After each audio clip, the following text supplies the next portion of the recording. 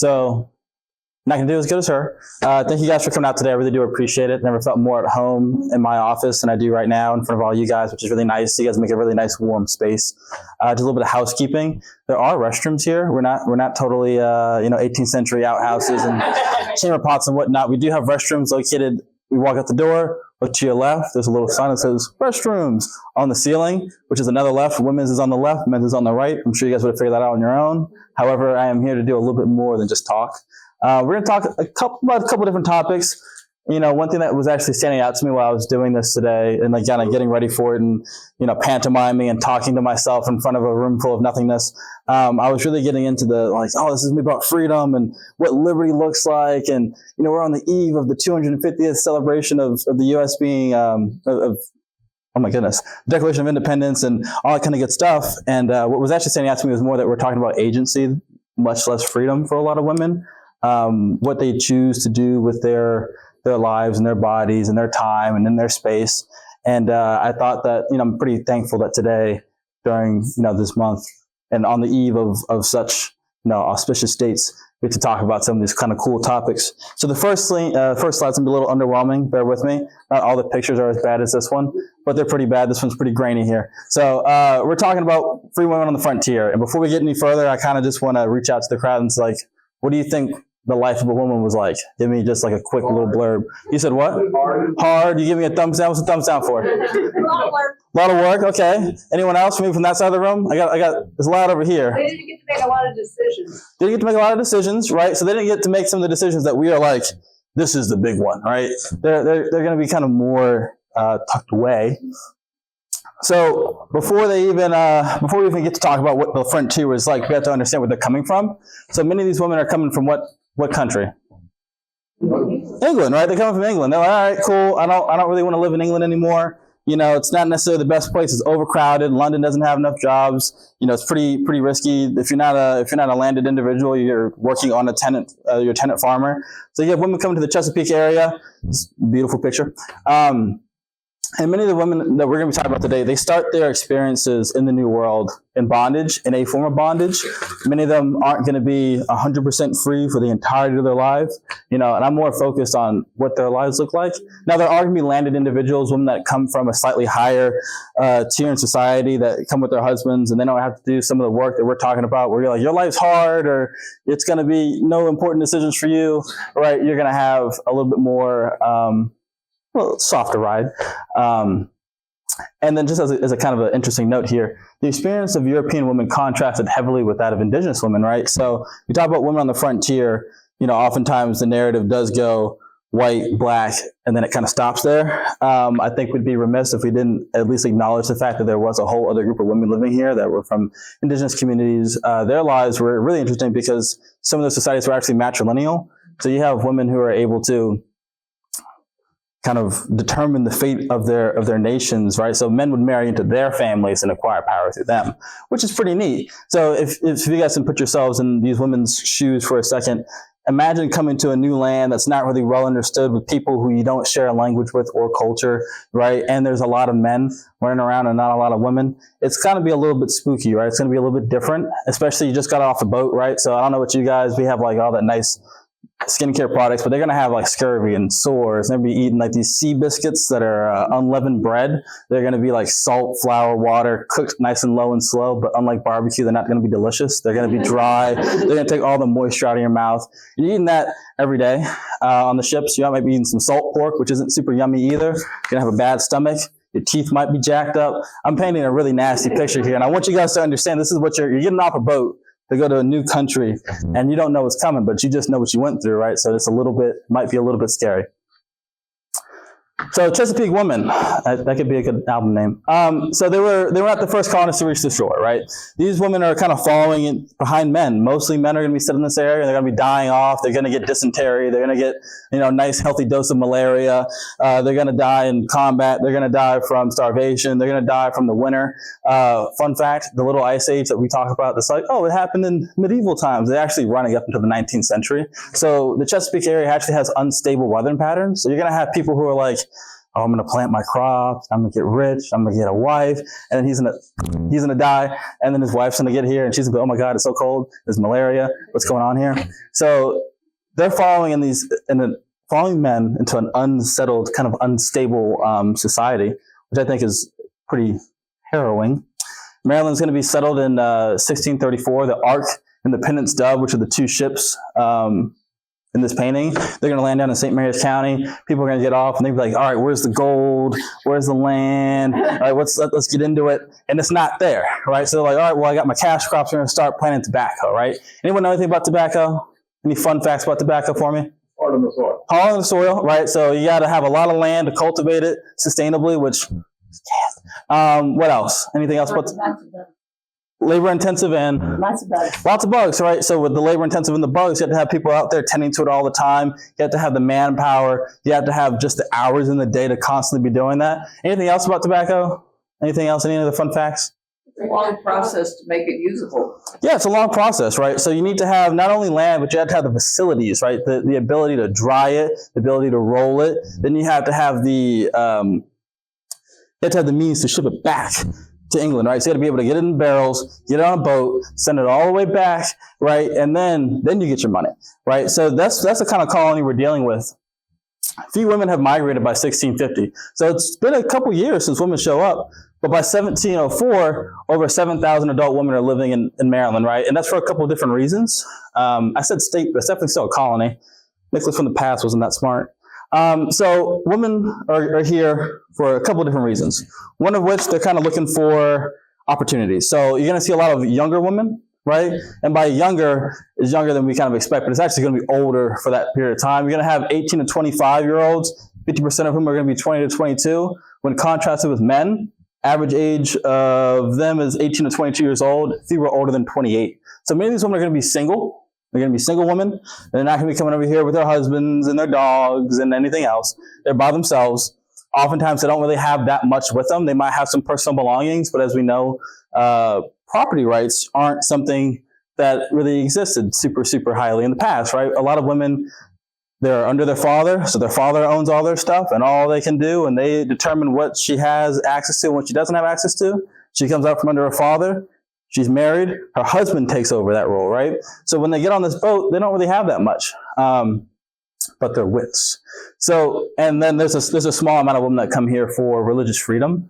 So they're looking to escape some of the overcrowding that's happening in England, but there are also a lot of Catholics that come to Maryland. Now, Maryland is like marketed as like a Catholic religious freedom colony. And, depends on who you talk to. But there was a lot of Catholics that did come here, and they did find a lot more religious tolerance than they would have found back in England. So contracts and convicts. Should be a poet. Women who came under indenture had to sign contracts. So indentures are people who sign these contracts that say, hey, I'll work for an average of 4 to 5 years for you. You pay my fare to get across the Atlantic, and in return, I'll do this work. And that's our deal. Some women, they'd say, hey, I have the money. I'll pay you when I get over there. If they didn't produce the money within about a month, they were sold into an indenture. Then there's convicts, my favorite. So the convicts were called His Majesty's 7-year passengers, right? That's like the flowery way of saying it. But in reality, what they are is people who've been convicted of felonies. Typically, instead of being hung at the neck until dead, they would be sent to the New World. They'd be like, all right, start fresh, right? Because they need labor. Right? England works under, it's called a mercantilist system. Anyone know what mercantilism is, or mercantilism? Any guesses? It's basically government-funded robbery. What they'll have you do is they'll say, hey, we started this colony, and you need to produce these goods, these raw goods. You can't sell them to anyone else but us. And in return, we'll send back certain finished goods, and you can buy them only from us. And if we catch you selling to the French, or we catch you selling to the Spanish, there are going to be consequences and repercussions. They were kind of iffy on that part at the end. Anyways, so the idea is we're going to pump the colonies full of free, cheap labor. We're going to give the planter class an opportunity to cultivate this tobacco that we'll then sell for a marked up rate in England. And in return, hopefully we'll get more convicts and more people who maybe aren't convicts to go to this colony to strike it rich and make some money. So that's kind of the system that we're operating under, right? It's like either you're here because you want to be here, you're trying to escape something, you need opportunity, or you're here because you messed up, or someone did something to you. So Molly Welsh, one of my favorite convicts ever. Molly Welsh, she is Mr. Benjamin Banneker's grandmother, right? Her family, again, not all the pictures are this bad. We had a good stretch here. This one's pretty rough. But she was his grandmother. She was one of His Majesty's 7-year passengers. Her story is actually quite tragic. I don't actually think she is a criminal, which is why she's one of my favorites. She was a milkmaid when she was brought over to the New World. She was accused of felony theft for kicking over a milk pail accidentally. That job is actually quite risky for young women because it puts them in a really vulnerable position, right? When we're thinking about freedom, we're thinking about agency. One thing I want you to think about is like they don't really have that much determination over their space, right? So let's say that she refuses a sexual advance from the landowner. He could say, oh, well, you don't want to be here? You're not going to be here. Let's say that the landowner, again, views her lasciviously, and she decides that she refuses him, but the landowner's wife, right, she gets upset. She can get accused of many things. So she's accused of felony theft, and she gets arrested. She stands before the court, and she does something really, really cool. Anyone want to guess what she does? She reads, right? She can read the Bible. So she can read the Bible and like, oh, you know what? You're pretty neat. So she gets sent to the New World, and she has a 7-year indenture, according to like the family legend, like the kind of documents that we do have about her. Her indenture was likely for about 7 years. Again, she's one of those convict laborers. We do believe that she was a tenant farmer. We don't think that she actually owned her property, right? And we have a good reason to think that because we, touched on it a little bit, right? Women typically aren't allowed to own that much property. So it's more than likely that she was a tenant farmer. But in order to become successful, she starts growing that cash crop, which is, says it on the screen. Anyone? Tobacco, right? So she starts growing tobacco. And she does enslave 2 men, one of whom she later frees and marries. His name is Banneker. The reason I bring her up as an example is because she's pretty important to this site, but also her story kind of goes beyond just the meat and potatoes of the fact that, like, okay, she's a convict laborer, she could read so she was spared, she grows tobacco. She's a white woman who married a black man on the frontier, right? We talk about freedom and agency, and one thing I want you guys to think about is that there are laws that are prohibiting her from actually engaging in a sexual relationship with a black man, but also like a legal marriage, right? Because legally they're not married by the confines of the law. It's impossible. You can't do it, right? Technically, what should have happened to her legally is that her, Banneker, and all their children should have been re-enslaved for the rest of their lives. And the reason that they wanted to do that, they wanted to control her body and what she did with it, is because it was an affront to everything that they believed in, and racial superiority and the budding system of slavery.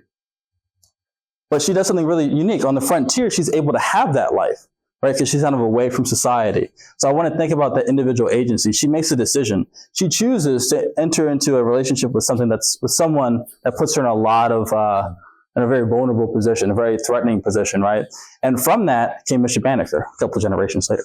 But just think about that. Think about agency for a second, and the fact that she does have a lot more determination in her trajectory in life. Also consider for a second that she went from milkmaid, convict, to transplant, tenant farmer, to enslaver, to liberator, and then to like rebel. All right, so her life has a lot of different trajectories. And I think that's really important when you consider women on the frontier. It's never just this one kind of monolithic thing. You're not just mother or like family cook or like seamstress. You're a lot of different things. You wear a lot of different roles. And that's one thing I want us to, hopefully by the end of this, I'm not talking too fast, I'm not moving too much, we'll be on it, right? So terms of service. I talked about your convicts, right? You don't really have that many rights. You're going to be here, you're going to do this work. The end. If you are free, you can have, or if you choose to be here, you voluntarily entered the colonies, you're likely going to have an indentured contract, right? So your contract is going to have certain stipulations, right? But the most important one is what you do after your service. So freedom dues are often enumerated in the very end, where it's like, I will pay £10 for X individual fare across the Atlantic Ocean. And then after X amount of years, 4, 5, up to 14, sometimes more, right? I will give them a t-shirt, a box of nails, a barrel of corn, and a cow, right? Sometimes for women, it would be something much smaller. It would be, yeah, when she's done working, I'll give her a t-shirt, pair of pants, and she can leave, right? Because women were actually expected to marry soon after. And I also want to kind of hone in on the fact that it's actually a really good deal for the indentured holder, right? Because they're taking a risk. They're saying like, hey, I'm going to pay all this money for you to come across the ocean, and then I don't know what you're like. I don't know how you work. I don't know what you look like. I don't know what you do. I don't know if you have like a good arm or a bad arm. You're going to work for me for 4 or 5 years. I'm going to pay for it. And I'll give you all this at the end. But in return, they have a lot of power while they're here. So they get favorable clauses that say, hey, you can't gamble. I don't want you drinking on the Sabbath. You might not be working, but I don't want you doing, I don't want you going out. And I don't want you around men. And men, I don't want you around women. So the life of a servant could be pretty harrowing under these terms, right? This image is pretty gnarly. Sorry to pop it on you like that. But it's a woman who's being beat because she did something wrong, right? And this wasn't uncommon.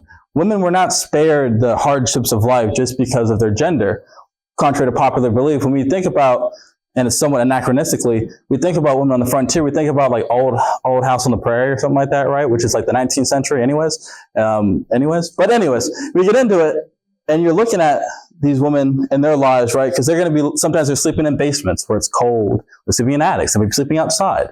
They may not be given full meals. They may not have fresh clothing. Women were less popular as laborers, but they were cheaper as laborers. So sometimes a planter would get a woman contract to save some money, and then the other woman in the house might be extremely cruel to her. So this is very risky. And these women, again, their freedom does come from later on. They have a little bit more of a bondage story that comes to it. You know, after they're free, they have a different life. I'm not going to keep you guys looking at that much longer. But I want you guys to think about, like, they did use their agency to come to the new world, that it came at a cost, right? So they used their right to choose and their ability to choose to put themselves in a pretty harrowing position. And that tells you a lot about the society, right? The prospect of a better life caused them to put themselves through 4 or 5 years of some pretty serious stuff.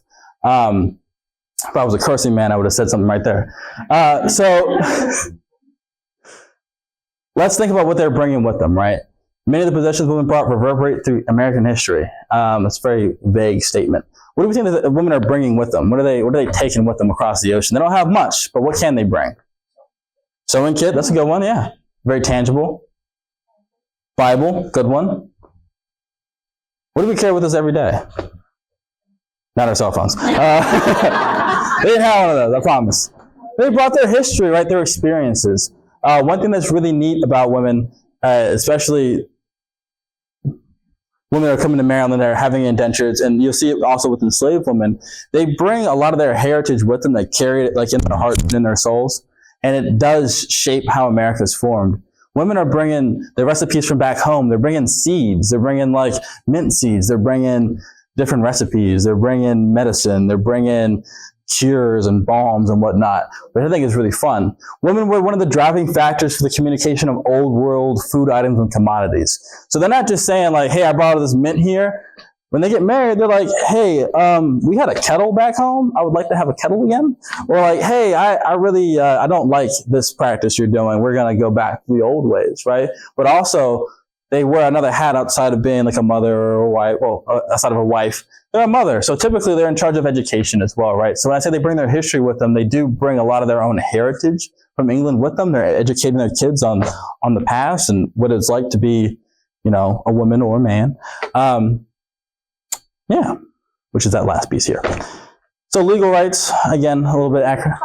Yes, ma'am. You're also smart and creative, and each human being has a voice.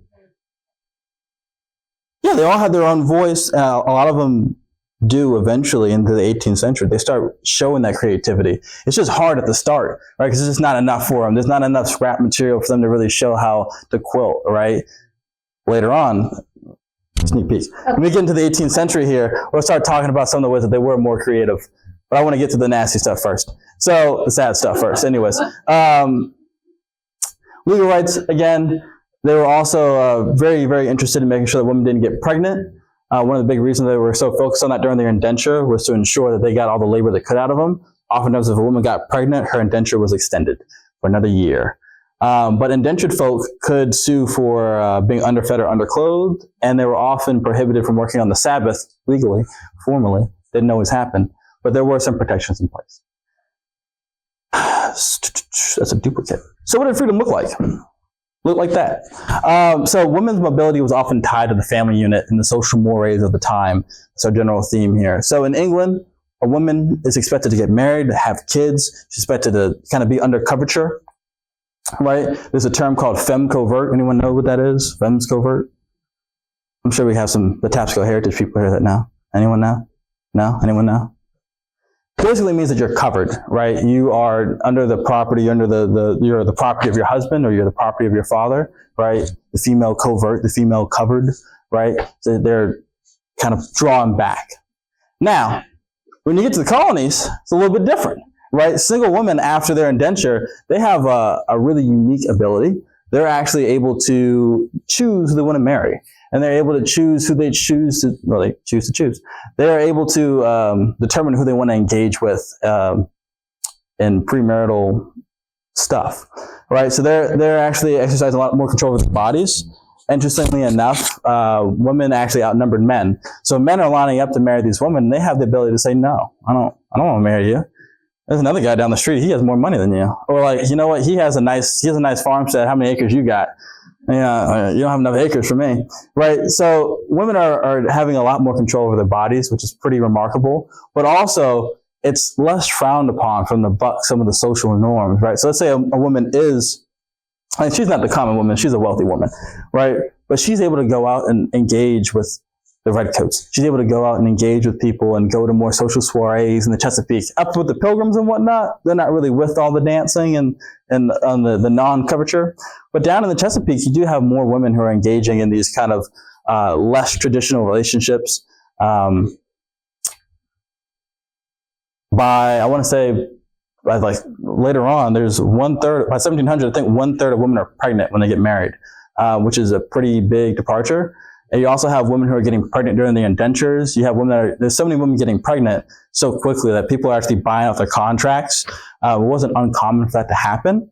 And I think it's just something to remark on for a second, because that's one of the first signs of like increased personal agency and freedom, right? Because European society is obsessed with controlling people's bodies, white, black, male, female, right? But when women are able to say, hey, I'm going to go ahead and marry Brad from down the street. You can't stop me. I'm already pregnant. I'm going to get married, right? And society doesn't even really bat an eye. It's like, all right, that's fine. Okay, cool, right? But you see that something's going on here. So women might have between 4 and 7 children. They didn't all live. Mortality rate was pretty high due to disease and other environmentally driven factors. Fancy way of saying starvation. Disease, malaria, dysentery, diphtheria, yellow fever, all the good stuff. Things we don't have to worry about nowadays. Those are taking a lot of kids, but also women are dying from it as well. Mothers also passed away, leaving husbands as orphans due to high risk of infection. So giving birth was extremely dangerous, right? Women aren't going out and having kids just for no reason, right? They pick someone that they want to have a family with. Sometimes it's for love, not gonna lie. Other times it's more pragmatic. However, that process is from England, but there is an interesting trend that happens where the increased control over courtship practices allowed women, once they get divorced, they kind of move it on to the next person. They'll get married again.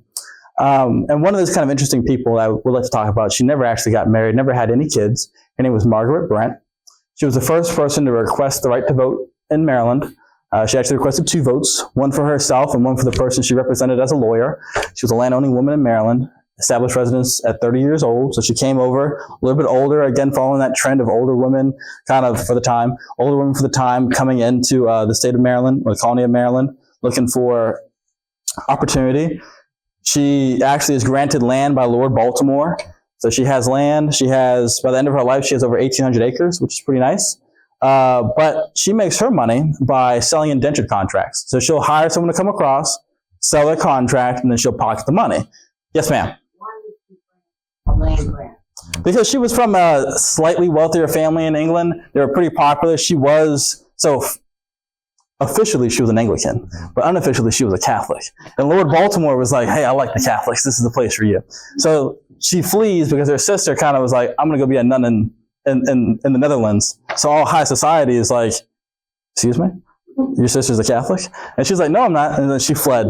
She fled over to the colonies. So she's given this little chunk of land, and she does the most with it. She's able to make it, a pretty successful operation. She actually saves the colony of Maryland, which is a really interesting story, and we have enough time for it. So her sister became a nun in the Netherlands. Anyways, so she saved the colony of Maryland by actually selling off some of Lord Baltimore's property to pay his soldiers that he hadn't paid yet. So in doing that, she kind of staved off a small rebellion. But then Lord Baltimore finds out about it. And he's like, oh, you did what? You sold my land? So she actually flees to Virginia. But she requests the right to vote because she acts as his lawyer. And she's like, well, since I'm acting in accordance with him to ensure that his property is well maintained and that the colony of Maryland is secure, I'd like the right to vote for him, but also for me as a landowner. And they were like, no, not going to happen. I want to say it was Southern Maryland. So I want to say it's around Charles County. This is a dramatic, kind of picture of her, petitioning for the right to vote. Pretty cool. So the relative remoteness of colonial life eroded many traditional customs. We talked about the fact that more women are procreating outside of wedlock. They're having more kids, right? We talked about the fact that you have some people who are having mixed race marriages, which again, you wouldn't really see in England. So those are two big ones. So, yes, we've already talked about this. Nice. Midwifery. So another way that women are able to exercise more control is through their occupations. Midwives were not the youngest people that are coming in. They're typically more experienced women. They're going to be slightly older in age, but they're essential to the longevity of the colonies, right?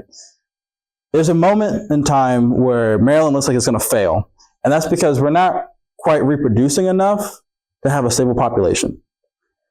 So you have more midwives, they're able to have healthier, safer babies. The colony can reproduce on its own. We don't get to that point until the late 17th century, which is pretty late for us here. The hazards at birth made their job highly valued, right? Anyone here have like a technical degree? Engineers, astronauts in the room, anyone like that? Right? It takes a lot of time, effort, labor to get to that point, right? Yeah? You vocalize it? Yeah, it takes a long time. So, thank you. So, because of that, you're highly valued, right? You can command a lot of respect. You can command a nice salary, which is really cool.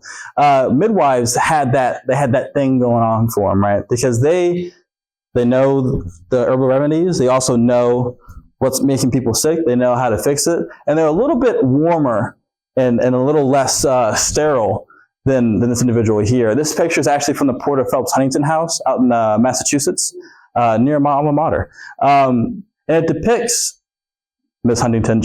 Miss Porter, she was actually a midwife. And what it's trying to show you is that it was actually a female-dominated industry.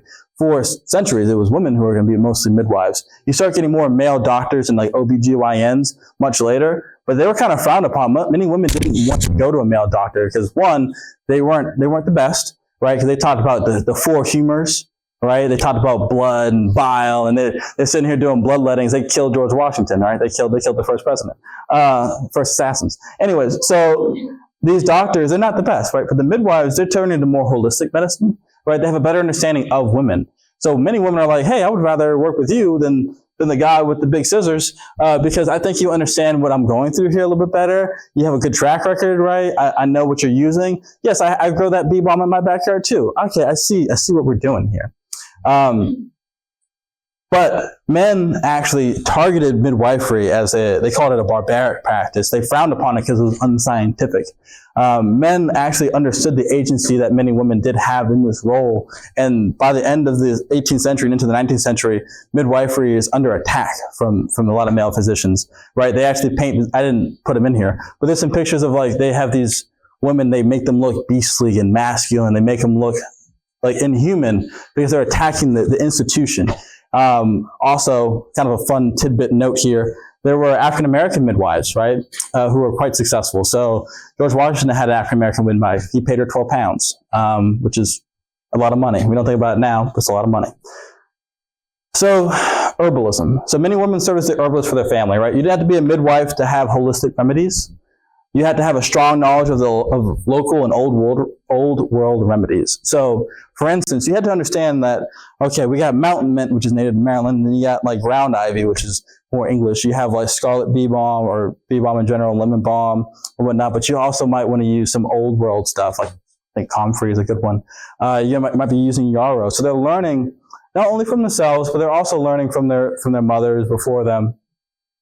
And many women would tend to herb gardens in their backyard. So we have one here at the Banneker Historical Park Museum. It's actually right behind the cabin, which is where we interpret the life and legacy of Mary Bannaky, who is Benjamin Banneker's mother. Anyone here know who Mary Bannaky is? I know her name. You know her name? We got some residents back here. I'm not gonna call on you guys. Yeah, she's the mother of Benjamin Banneker, right? So Mary Bannaky is a pretty remarkable individual in her own right. She was a renowned herbalist in the area. She would do her work. She also was known to be chasing chickens well into the end of her life, which is pretty cool. She was said to have beautiful long black hair, but she had a strong understanding of her environment, and that made her an asset to her family. We do know, so out of all of her children, so Jemima, Minta, Molly, and Mr. Banneker, there was a suspected fifth named Julian. He kind of pops in and out of the record. We're not sure if he was born with a developmental difference or if he passed away due to illness, but if let's say they did have 5, 4 out of 5 is a lot of kids who have survived, right? Which does lend to the belief that she was very good at what she did, which is keeping her family going, right? So when we talk about being an apothecary and being an herbalist, it is a way that a lot of women do expand their agency, right? They have a lot of control over the house. The domestic sphere, as much as it is sometimes, understood to be a jail cell or a confine of some sort, in many ways it often allowed women to become creative. It also allowed them to ensure the health of their families. And many women did rejoice in teaching their daughters how to be herbalists and how to be apothecaries. So, that's what I'm looking for, the word scribal. So women developed an oral and scribal printed tradition of communicating effective remedies for common illnesses. I have a penchant for long bullet points. Bear with me. We're almost not really done. So oral remedies, right? So they're going to be repeating things to each other. They're going to say like, hey, my son had diphtheria or whatever, which, can sometimes and can kill a kid that way. It's pretty terrible. I used this balm, I made this salve, I boiled this, I actually put a pinch of this and a pinch of that, right? So these oral traditions are developing between these women in their communities where they're able to go to each other and say, hey, I know that you have the most mint in the area, can I have some mint? Sure, thank you. And I'm like, all right, so in return, I got some yarrow in the back here. Here's some yarrow, thank you for that, right? Nice, and it's good stuff. So you have your oral traditions that are forming, right? We have individuals who are going to be talking to each other, they're meeting, they're coming over to each other's houses. Then you have the scribal tradition, right? Anyone here ever wrote little recipes on a note card, right?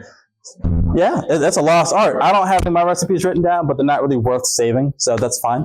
But these scribal traditions are what we think about when you think about grandma's cooking, right? You think about warm, cookies. That's what they're writing down. They're writing down hey, on this day I made this remedy. I used a pinch of this. Or they often use the colloquial name, which lends to the fact that the person they're writing it for already knows and understands what they're talking about. They're not talking about it's not scarlet bee balm. It's I use the balm, right? But it's only one balm that's growing in that yard, right? So they have that kind of understanding, which I think is really neat. And one thing I would highly encourage anyone if they ever have bajillion hours on their hand and they want to hang out and read archive stuff, you go to look at some of these old recipe books, you actually see changes in handwriting. So you'll have the mom's handwriting, and then she taught her daughter how to read and write. So then her daughter will go and write in her little recipe book and be like, actually, Mom, you're wrong. It's this much. And she'll cross stuff out or she'll add stuff. She's like, oh, you know what? I tried it with this. And that's how these traditions are going to be developing. And then men get involved. And we're going to make it into a book. And they're actually not as good. Oftentimes they're just kind of catch-alls. Right, so everything you need to know for the Chesapeake, and it's well, you didn't write about anything about malaria in here, right? You didn't write this kind of cool thing about this oyster soup I made. So you have printed tradition as well, which can be quite effective, but oftentimes it lacks that kind of regional je ne sais quoi that these scribal books are going to have, which I really like. So again, printed receipt books are going to kind of go over several generations, and oftentimes they are written by women, or they have female input into them. So women are like, hey, I wrote this, or the male author might go around and take recipes from different women and then kind of compile them into one big book and then sell it that way. But women don't always pop up there. I was actually having a lot of fun when I did this slide. It doesn't look, there's a lot of creativity here, but I had a lot of fun with this one. And last thing I want to touch on when I talk about apothecaries and herbalists is that, just again, the knowledge and agency. So it takes a lot of intention to plant a garden. I know that I have a black thumb. I'm a naturalist. I work in parks. I love parks. I love, all the kind of good stuff, like cutting down trees when they fall. But I can't plant anything to save my life, right? If I touch it, it dies. So women on the frontier, they not only understood what they needed to do, but oftentimes they did it with a degree of passion and love that is kind of like lost today, right? Many times when they are planting their gardens, they understand like, okay, well, last year I had this problem, so I'm going to plant the remedy this year, right? Or you know what, my family likes to have sage or whatnot, or they also have preventative measures. So they might cook in certain herbs because they have a belief that it does this or it does that. There's a high degree of intention and of knowledge and just the understanding of their environment, but also the self-advocacy to ensure that what they want to have happen within the domestic sphere is happening, right, on a daily basis. So freedom through death, that's a fun one. Widows. So widows occupied a kind of a unique strata in society. I like that word. They kind of are in between a couple of different roles, right? So widows are kind of viewed as like, ooh, you should probably get remarried soon, because men don't want free women running around, right? So typically women are only able to take up to 1/3 of their husband's property, unless the husband says, hey, she can have everything, right? So now you have a free woman with a nice tobacco farm, and she has 8 horses, and she employs 3 people. Some of them may be enslaved, some of them might be employed, some of them might be under indenture. She has money like Margaret Brent, right? She can buy indentures and hire them to her property to tend for her crops, right? So you have this unique kind of station where oftentimes if they survive their husbands are going to leave them everything they have. They're going to say, hey, you know what? I want my wife to have everything because I love her and I want her to be successful, and she's the mother of my children. So she's going to take care of it until the kids turn 18, and then my son will take over, right? And then the son's supposed to take care of his mother as she's getting into her twilight years. However, some women were like, I'm not going to remarry. And we'll talk about that next. But women who did remarry, they lost total control of their inheritance. However, Maryland in all of its infinite wisdom was like, well, we had to fix that legislation. So they passed a law that forced, that allowed women to sue for limited control in the event of of an abuse. So let's say like her husband was squandering her wealth or married her expressly for her money and then like blew it all on the lottery. She could sue for control of her money back. Or if he was abusive or it was, kind of beyond the pale of what was considered couth at the time, they would have some small protections for them, mostly in the form of protecting like their dower, right? So they're ensuring that like if something does happen, he needs to die or something like that happens, she has enough to sustain herself until she can, either pass on or her son can come in and take care of him. Yeah, in some cases, women could also vote, right? Because they're property owners. This is later into the 18th century. However, many women didn't because it was, again, viewed as like not their place. But they would take a lot of pride in maintaining whatever property they did have. So when they did remarry, it did give them legal and social protection. So when they're under the coverture, they're viewed as participating in the society, right? So they're like, okay, yeah, we'll treat you right. If you're outside, all right, and you're a widow, you're on your own, they kind of view you as different, which is why I didn't make a slide about it because I thought it'd be too sad, but you talk about witch hunts, right? Women who are on their own, they're alone, right? They have this understanding of herbalism. They're kind of shunned by society because they're not following these norms. Sometimes they're killed or they're expelled from their communities. Women can be made the executors of their husband's estate. So when I talk about having more wealth coming from your husband's death, this is what I'm talking about right here, where they can, in event of their husband's death, they can become almost like a lawyer. They can determine what goes where, what to sell, what to keep, right? How much are they keeping? And the argument's always, I'm keeping it for his heirs, for my kids, right? So I have to do this for them. And legally that stands up, right? Men oftentimes did have some form of will, even if it was just something simple like she gets everything and then he dies of malaria, right? That would be in their will, right? So they also had a lot of control over their children's property, which is pretty important as well, because that means that young men are also bound to their mothers, right? So they're able to impart certain knowledge they want to impart to them and change their perspectives, but also they're going to do typically they do a pretty excellent job of protecting them from prospective second husbands, but also from things they deem undesirable in society. Yes, ma'am. Could girls be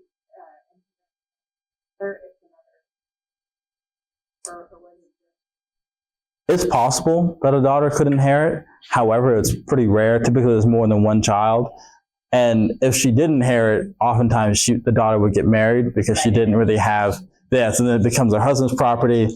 So the cycle just kind of continues. But this is the way that women are able to have a lot more determination over their fate, right? She doesn't have to get remarried instantly. And as I told you at the very beginning, in the 18th century, up until we get 17th century, up until the 18th century, women are still in the minority here. So they have the ability to say, hey, I'm not going to get remarried until I want to. And you better have something that matches the 18 acres I now own, plus the horses and the cattle and the sheep and whatever. So it puts them in a pretty good bargaining position where you have men who sometimes would not have talked to this woman now expressing interest, but she, again, holds the cards of like, am I or am I not going to marry you? And oftentimes when they do get married, they have additional children to help kind of seal that bond. But there are laws in place that allow widows to protect their own children from their first marriage to ensure that they're not absorbed into the new family completely. Oh, that was fun. Didn't have the effect I intended. So revolutionary women. So we talked about all the kind of like fun frontier stuff. We talked about malaria. We talked about dysentery. We talked about, what else we talk about? Anyone? Diphtheria, that's a good one. What else did we talk about? Yellow fever. We talked about apothecaries and herbalists. We talked about midwives. You guys only talked about the diseases, right? So revolutionary women. Anyone know who this is? Good guesses? You can always tell by the nose who they are. It's Abigail Adams, yeah. They always, in all her pictures, her profile is always like, to me, is always pointed. And it makes me laugh. So Abigail Adams, right? So during the Revolution, anyone know why I put her up here for revolutionary woman? Anyone? Give them a guess. Huh? She wrote letters to her husband. She wrote letters to her husband? What did she say in her letters? I want kids. Women. Pins. Don't forget the women. Don't forget the women. Anyone else? And speak now, forever hold your peace. All right. So, yeah, the reason I have up here is that she wrote some really cool letters to her husband. Anyone know who her husband is? John Adams, right. Future president. So, during the Revolution, women actually exercised their agency through various means of overt and passive participation. Women like Abigail Adams, they're going to be writing letters. They're going to be fleeing from the British, right? She talks about how when she was in Boston, she wept at the fact that the British were walking through Boston and they were burning up all their food. And they were like, oh, my beautiful city is going to be lost because all the British are here, oh my gosh, right? And then she's going to flee out into the boonies. But she also talks about, hey, I got some women here and we really want to participate. How can we participate? Hey, I think that you're not including us in democracy. You need to include us or else we're going to have our own revolution and we're going to make sure that your guys' lives suck until we get what we want. And then Mr. John Adams actually replied kind of funny. He was like, I didn't know that we had a whole other group of people to worry about here because he didn't even think about the rights of women. He wasn't even considering it, but they're participating, right? They're here in the history, and on the eve of the 250th anniversary of the Declaration of Independence, I would be a fool to not mention participation of women in that revolution. So, women were with more financial means often also ran their businesses and farms with their husbands, and sons were off to war. So they weren't just sitting at home like pining and crying and doing what like the movies make us think that people are doing. They're like, all right, well, my husband's gone, so the farm needs to be tended to, so I'm going to go do that work now. I'm going to go ahead and make sure that the cows are fed. I'm going to make sure the laborers are doing labor. I'm going to make sure the tobacco gets harvested. I'm going to make sure that the wheat gets harvested and threshed and taken to the grist mill and sold for a fair price. I'm going to go haggle with that guy. Just like imagine the dude at the mechanic shop that's like talking down to you. Yeah, I'm going to go talk to that guy and make sure that he sells the wheat for a fair price here. So they're filling that role in society that, we don't really think about nowadays, where we have a lot more participation on both sides of the spectrum. They're filling in a male-dominated industry, and they're killing it. They're doing a great job. Oh my goodness, we're still under fire. So I had to do two of them, right? Because we're talking about war. So, two explosions is warranted. No more explosions, I promise. So they also participate on the front lines, right? When we think about frontline fighting, what are we thinking about with the Revolutionary War? Any military historians in the room? Anyone seen, what's that movie called? Patriot? Anyone? What are we imagining? Gunfire, smoke. I see some smiles and smirks. I'm start calling on people in a second. Anyone with a name tag should be afraid of me at this current moment. What do we picture? Guerrilla warfare? Huh? Guerrilla warfare on our side? So we got some guerrilla warfare, yeah, right? So we got female spies. What else? I see another name tag there. I'm lining up for it. There's spying and counter-spying. Spying, counter-spying. Well, we heard that big explosion at the front, right? So you have artillery. You have people lining up and marching. I'm not going to march. I'm not very good at it. I need to have like 3 people with me. So you're going to march, right? You're going to line up and you're going to fire. Women they're called camp followers. They're not just sitting behind the lines doing nothing. Oftentimes they're going to be delivering water to wounded on the battlefield, right? So as the fight's going on, you can imagine, and please do imagine, don't leave me up here standing, right? So they're walking out here to help the wounded. There's bullets whizzing over their head. They got a big old pitcher of water. Anyone ever heard of Molly Pitcher? Right? So that's a bit of a myth. We don't think that her last name was Molly Pitcher. The pitcher was just what she was carrying. But there are many Molly Pitchers, right? And they're walking around and they're trying to give water to people, right? Men crying and dying on the ground. They're taking care of people that look like their sons and their husbands, right? They're seeing the horrors of war up front. Right there, personal. Sometimes, when the cannon goes down, right, this is a depiction of Molly Pitcher, which is actually, sorry, it's supposed to be Margaret Corbin, not Molly Corbin. Margaret Corbin, she's actually the first female puncher in American history. She gets shot 3 times. She gets shot through her arm. She loses function of it. She gets shot in her chest, and she gets her leg shot through. And she took up the cannon to take care of her husband, who was also shot. So he goes down. She's like, you know what? I'm going to do his job. So she gets up there. She cleans up the cannon and starts shooting shot. And people start talking about how she's the surest shot they've ever seen. And then she gets shot. But she also gets buried at West Point. She's the first woman ever to be buried at West Point, which is pretty remarkable. So again, women are participating in these wars, right? They're participating in the war. And I think we don't often talk about it in our society. We don't often appreciate the sacrifices of those who are kind of in the periphery. I'm talking most about white women. I'm sure most people have noticed that by now. The records on African American women aren't exactly complete, and it's really hard to piece their life together. I could do another hour talk about slavery in the Chesapeake, but I did that last year and no one showed up, so I didn't want to do that again this year. However, they are here. There are African Americans serving in the Revolutionary War. Famously, W.E.B. Du Bois is, I think it'd be his great-great-grandfather from the Burkhart family. He served, but women are out there too, right? So those are just some of the marginalized groups that are going to pop up. And then Commander-in-Chief Washington, he has an interest in women. He does let them kind of spy for him at times. Also, women do dress up as men. So one woman, she got shot twice, and she actually dug a bullet out herself with a knife because she didn't want to take her pants and her top off. So she went and took care of that herself.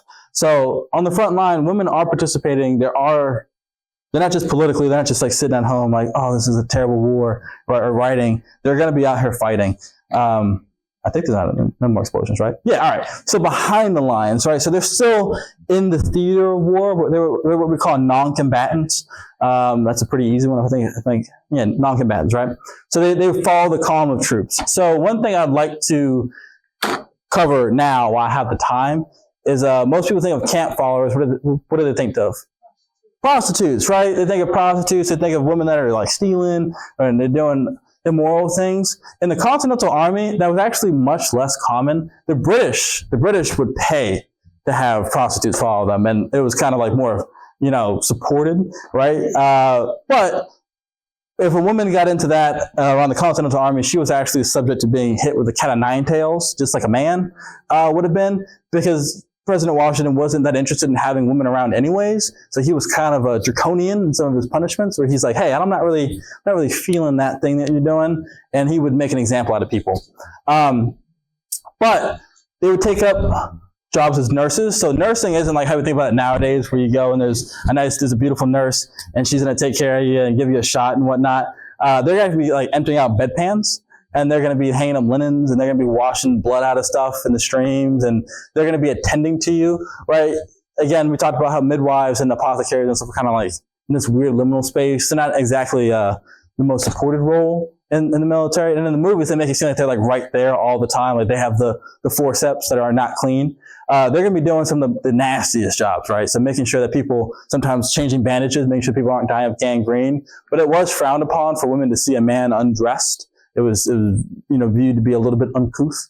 So they did certain other jobs. Cooking was a big one. So women were often tasked with cooking for hundreds and hundreds of men. Not just their husband, but his whole mess, right? So that's 4 or 5 men sometimes for a small group. However, they can also come together and cook for large groups. And they're not going to be making the most delicious food on the planet. It's going to be, salt pork. It's going to be whatever they can find and forage for in the area. Like if you're up in Massachusetts, you can get these really delicious ferns. You can eat them in the springtime. I like them, but they'll be eating something like that. Tastes like asparagus. So they're also going to be seamstresses, right? So they're going to be fixing up clothing. So someone gets shot and he doesn't die, and he has a big hole in his shirt, and you're going to fix that up for him. And they're marching. They have to fix that up. As foragers, they're also going to be picking up those valuable balms and mints and stuff like that, so they can make remedies as necessary, mostly for their husbands. But they're not by themselves either, though. Sometimes they're going to have their kids with them.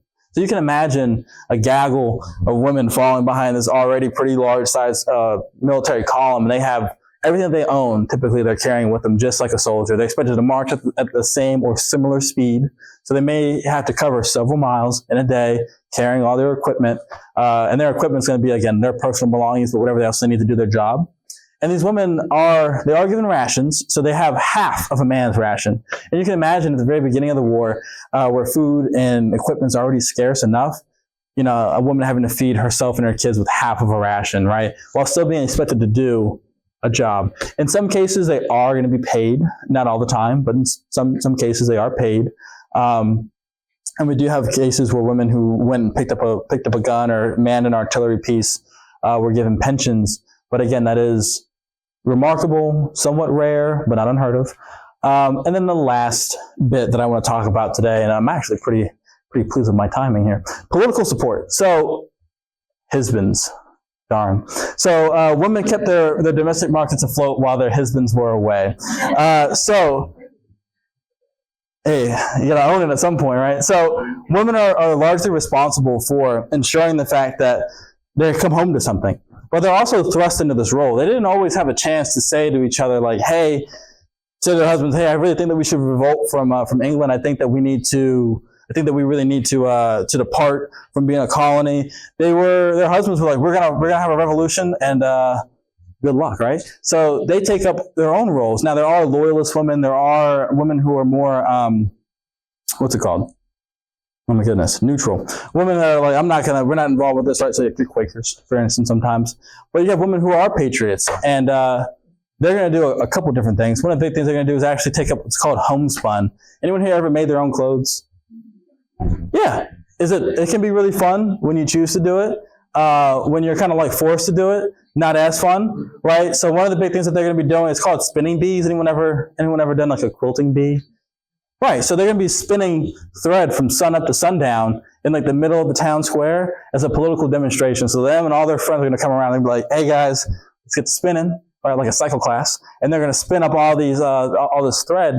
And that was their way of saying to England, like, we don't need you, right? My family, we're going to be okay.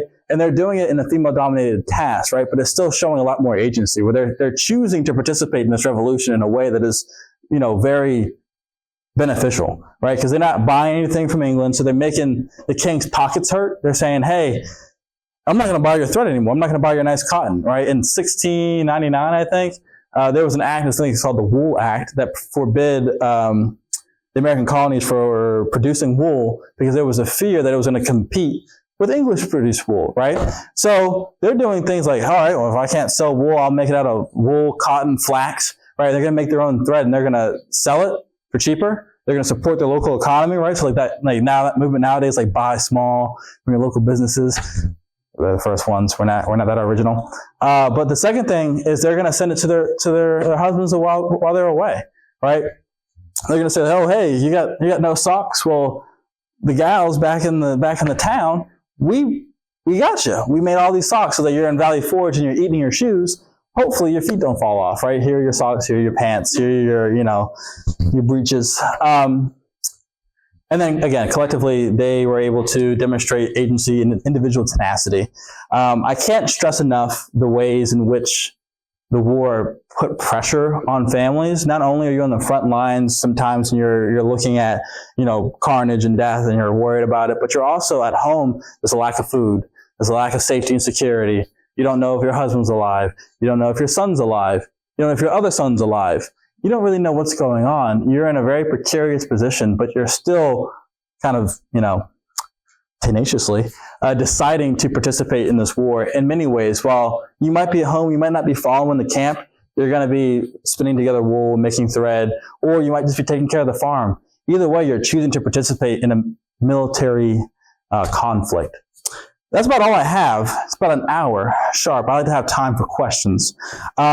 Anyways, I would also like to encourage you all to spend some time in the museum. We do close at 8 today. The park closes at 8.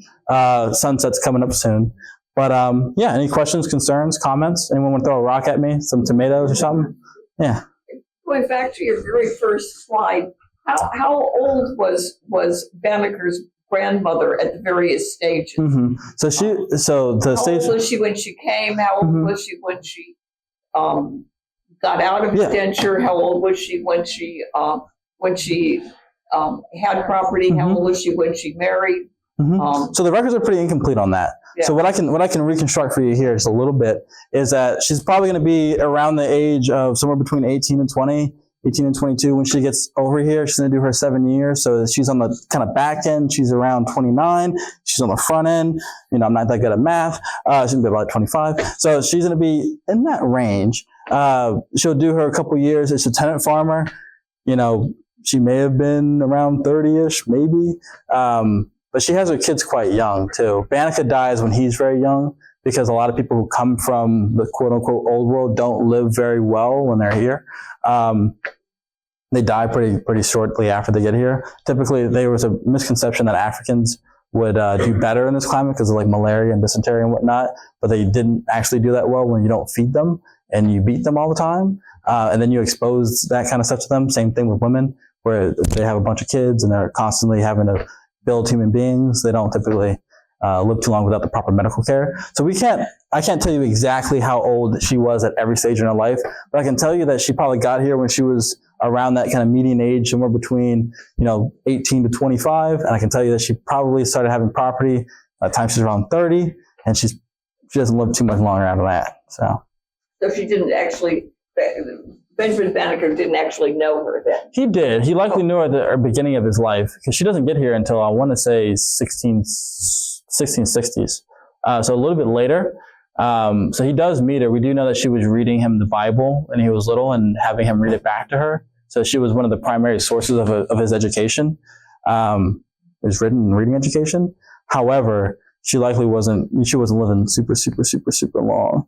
Right now, I'm actually 200 years old. You just can't tell, for all the medicine.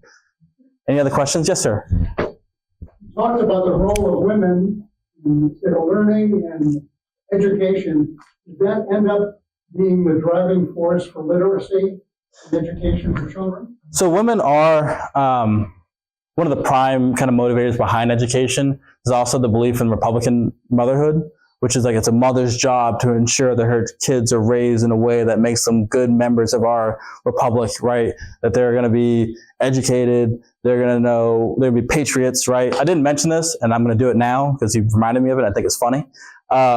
Women, especially in the kind of political support section, would often withhold conjugal visits from their husbands if they weren't patriots. So women were actually charged with ensuring that, their kids were raised properly. Now, they do lead to an increase in literacy. However, more men are going to be literate than women. You're going to have more upper echelon women who are going to be given tutors and the opportunity to learn from a tutor, a private tutor. But they're doing that more for social reasons, less for we believe in literacy. It's more so that she can host well, right? Because there's an idea that like a woman should be able to enter a room or have a soiree or have someone in their salon, and they should be able to communicate well. They shouldn't be sitting here like, oh, right? So that's one of the main reasons why women are going to be educated, and that's typically on the upper end. On the kind of lower end, you have a lot of women who can't read unless their mother came from England and then she could read and then she taught them how to read.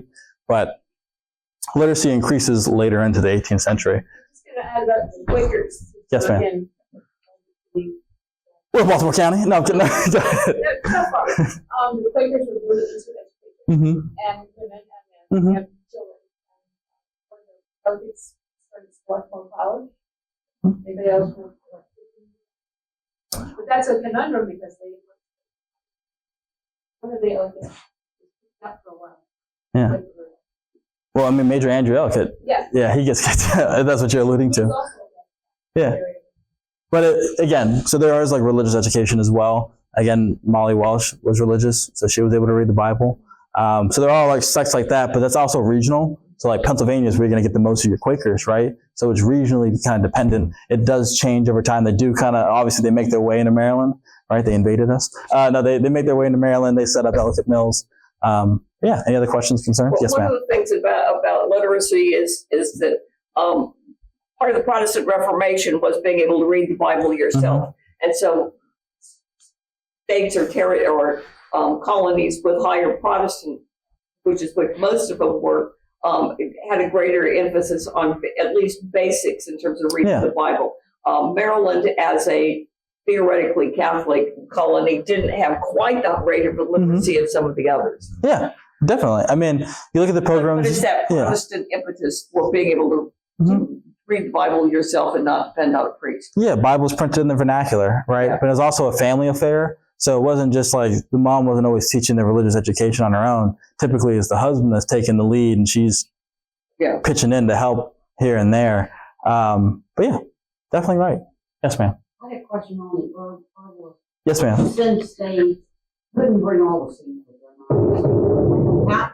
how much influence do you think or do you have native population would have and people knowing what to use here?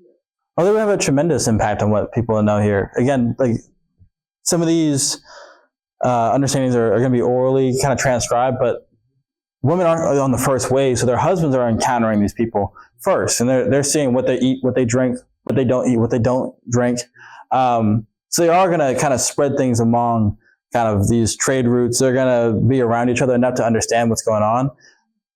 But part of it is trial and error on the part of the women. So sometimes they're going to be like, what does this do? And they feed it to like the least favorite child. Not actually, but like sometimes, they're gonna try to bring as many old world herbs as they can because they know what they do, and then they're gonna build out from their kind of selected amount into what they can do with indigenous plants and herbs. But again, it takes time. It takes time, and it takes communication with people here. Now, like with the mints, it's a little bit easier because it's a mint, so you kind of know it's a mint. Yeah. All good? Anything else? Yes, ma'am. Say a fun fact about this is that piano lines were brought over Mm-hmm. traditional. Yeah. I mean, a lot of things are brought with us, and a lot of things probably should have been left where they were. It's the constant bane of my existence to have to deal with things that aren't from this landscape to be brought here. All right, we're not under fire anymore.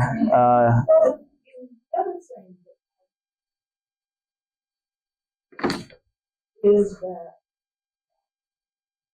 Mhm. so when you look at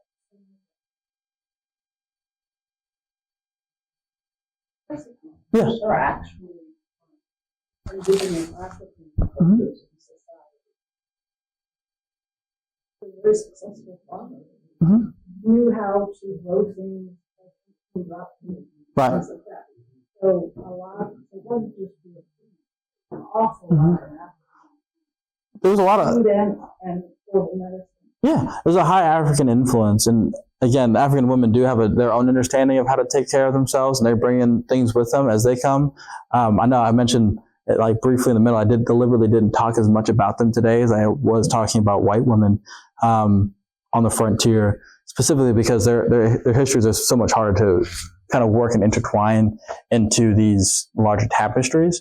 But one thing that does bring up to me that I would like to encourage you all to look into is the Gullah Geechee of South Carolina, but also like the rice economy and how that starts, right? And the belief why Africans are chosen for rice is because they grow rice in Africa, as well as sugarcane and other things. But I won't belabor the point. You guys look like you might want to drink a water. I need to drink a water. So thank you all. All right. Well, thank you.